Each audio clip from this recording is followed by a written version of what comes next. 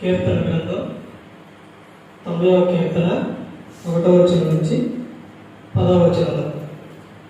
ప్రభువా, తరతరముల నుండి మాకు నివాస స్థలము నీవే. పర్వతములు పుట్టక వరకు భూమిని లోకమును నీవు పుట్టింపక వరకు యుగయుగములు నీవే దేవుడు. నీవు మనుషులను మట్టికి మార్చుచున్నావు. నరులారా, తిరిగి రాండని నీవు సెలవించుచున్నావు. నీ దృష్టికి 1000 సంవత్సరములు గతించిన నిన్నటి వలె ఉన్నవి, రాత్రి అందరి ఒక జాము వలె ఉన్నవి.